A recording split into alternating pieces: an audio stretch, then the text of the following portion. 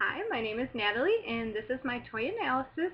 For my toy analysis, I am looking at a alphabet puzzle, which is designed to not only work on the fine motor and gross motor and visual skills of a child, but also to educate them on the letters of the alphabet and words associated with those letters.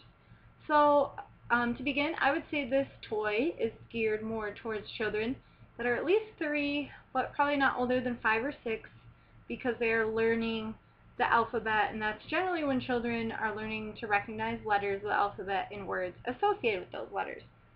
Either gender can use this puzzle, so boy or girl, it doesn't matter. Culturally, again, the only reason I would say it's more geared towards children that are learning the English language, learning to read and write and also recognize letters spoken in the English language, because it is all English words and letters written in the English language.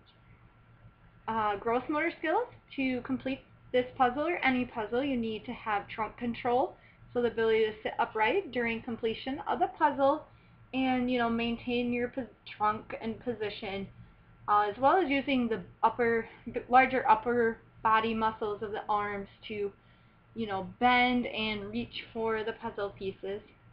As far as fine motor goes, obviously there's a lot of fine motor needed to take these pieces off of the board, as well as place them back on or pick them up off the table with your fingers and hands.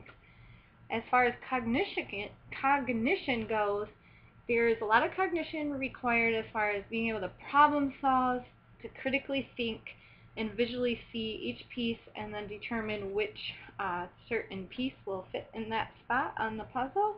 Spatial concept, as I again said, to determine what piece fits where.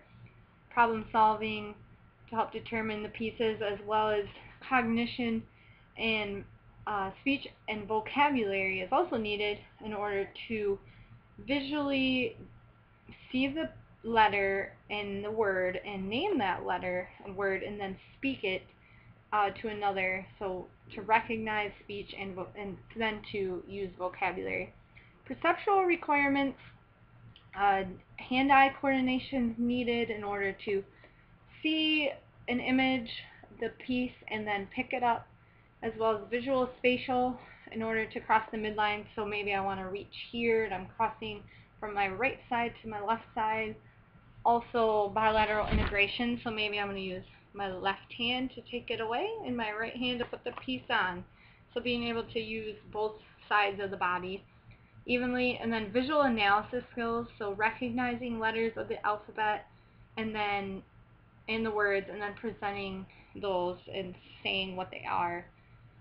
Socially and emotional, these skills are needed to do this particular puzzle, or any puzzle really, depending on if a child's completing it with others. If they are, then it really works on building their team skills, being able to work with others, sharing, negotiating with others, kind of leadership skills, and really encourages them to share and learn to work as a team. Emotionally, it can be challenging at times to do a puzzle, but it's also rewarding, so a child may get a sense of intrinsic motivation when they can complete the puzzle, or if they can recognize what letter they're looking at and what word is associated with each letter. So that gives them a lot of confidence. On the other hand, if they're unable or they have trouble with their fine motor skills, that could also make them disappointed, and they need to be reassured. So learning to cope and use emotional regulation is also important in case they are unable to complete the puzzle as desired, and really just teaches them to problem solve and work together. The only safety precautions, as you can see up here, it says for children, not for children under 3. So just because these pieces are quite small and a child may choke, so really just looking out, keeping it for a little bit older children that are not going to put the pieces on their mouth. The stage of Piaget's theory, for this particular puzzle, I would say it's pre-operational because it's younger children, which is usually 2 to 7 years old, and this I would say is around for 3 to 6 year olds. Again, the more challenging the puzzle, the higher stage of Piaget's theory, I would say, the puzzle is designed for. So older children or adults are going to be more in the formal operational, and their puzzles will be more complex. Part in theory, depending on if the child is completing the puzzle independently or in a group. If it's independently, then it's going to be considered independent play. Parallel play, maybe they're working on this puzzle and another child's working on a puzzle and they kind of mimic each other. Or cooperative play, where they work together to complete the puzzle. To adapt the toy, you can add larger knobs that will make it easier for the child with fine motor deficits to pick up a piece or also to visually recognize each piece. And then I would definitely recommend this puzzle or any puzzle. It's great for educators, therapists, parents. Children really learn to